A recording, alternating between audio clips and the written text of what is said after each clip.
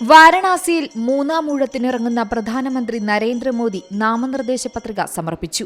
കാലഭൈരവ ക്ഷേത്രത്തിൽ ദർശനം നടത്തിയ ശേഷമാണ് നരേന്ദ്രമോദി പത്രിക സമർപ്പിക്കുന്നതിനായി കളക്ടറേറ്റിൽ എത്തിയത്. ഉത്തർപ്രദേശ് മുഖ്യമന്ത്രി യോഗി ആദിത്യനാഥ് ഉൾപ്പെടെയുള്ളവർ പ്രധാനമന്ത്രിയെ അനുഗമിച്ചു. 2014 മോദി ആദ്യമായി വാരണാസിയിൽ നിന്ന് ജനവിധി തേടിയത്. അന്ന് വാരണാസിക്കൊപ്പം വഡോദരയിൽ നിന്നും ലോക്സഭയിലേക്ക് മത്സരിച്ചിരുന്നു. 2019 6,74,664 വോട്ടിന്റെ ഭൂരിപക്ഷത്തിലാണ് വാരണാസിയിൽ നിന്നും മോദി വിജയിച്ചത്. ഇത്തവണ ഉത്തർപ്രദേശ് കോൺഗ്രസ് അധ്യക്ഷൻ അജയ് റായിയാണ് മോദിയുടെ എതിരാളി. അവസാനഘട്ട വോട്ടെടുപ്പ് ദിനമായ ജൂൺ 1 വാരണാസിയിൽ പോളിംഗ്. തെരഞ്ഞെടുപ്പിന് മുന്നോടിയായി വാരണാസിയിൽ ഇന്നലെ പ്രധാനമന്ത്രി നരേന്ദ്രമോദിയുടെ 5 കിലോമീറ്ററോളം നീണ്ട റോഡ് ഷോ ഉണ്ടായിരുന്നു.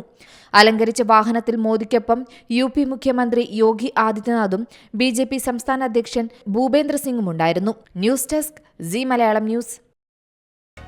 പുതിയ വാർത്തകളും വിശേഷങ്ങളും ഇനി വിരൽ തുമ്പിൽ. എല്ലാ ഡിജിറ്റൽ പ്ലാറ്റ്ഫോമുകളിലും ഇപ്പോൾ സി മലയാളം ന്യൂസ് ലഭ്യം.